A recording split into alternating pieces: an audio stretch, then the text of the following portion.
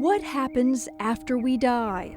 Is there a resting place for our souls somewhere beyond this earth? I saw and experienced things beyond anything that I could ever have imagined. Wayne Hart says there is. In fact, he says he's been there. In August of 1996, Hart was on death's door after being struck by a car while moving his disabled vehicle off a busy Spotsylvania County road. As doctors worked to save Hart's life, I felt myself falling backwards into death. But then I felt myself turn, and it was like a cooling breeze on my face, and I saw that pinpoint of light. I was up in the corner of the emergency room, looking down at a very broken, bloody body laying on the gurney. Yet Hart says there was no fear. And then the most extraordinary thing happened. Behind that gurney, the wall of the emergency room dissolved away. Beyond that wall, Hart says, was another realm. There was a perfect sense of peace, of belonging, of being home. I sensed a presence around me, thought it was a presence that said, "You are going to go back." On that day, Hart says he experienced something that thousands of others claim they have too, a near-death experience. Psychiatrist Dr. Bruce Grayson has been studying this phenomena for 30 years. How many files would you say you have? A little over 1,000. Behind closed doors, Grayson and a small team of researchers at the University of Virginia are seeking the answer to a question that's baffled scientists and philosophers for thousands of years. Are the physical brain and conscious mind connected, or are they entirely separate, as near-death experiences might indicate? These are not a sign of hallucination. They're not a sign that you're crazy. They happen to all sorts of people. But not everyone is a believer. What the skeptics fail to realize is that that realm is absolutely real. Dr. Eben Alexander should know. He was one of them. You were a man of science. Very much so. I mean, for me, science was a pathway to truth. Alexander, a renowned neurosurgeon, was living in Lynchburg with his family in 2006 when a rare and deadly form of meningitis infected his brain, sending him deep into a coma for 7 days. Severe bacterial meningitis is the most perfect model of human death.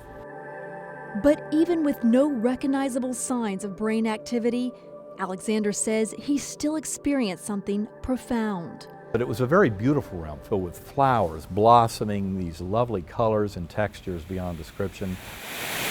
Waterfalls, perfect little pools, where I was moving up through it as a speck of awareness on a butterfly wing with millions of other butterflies. And by his side, Alexander says, a guardian angel. She never spoke a word, but her message to me, very clear, thoughts coming straight into my mind. You are deeply loved and cherished forever. You have nothing to fear. There's nothing you can do wrong in this realm. This greatly strengthened my faith in God. But it was a revelation made 4 months after Alexander emerged from that coma that convinced him his experience was real.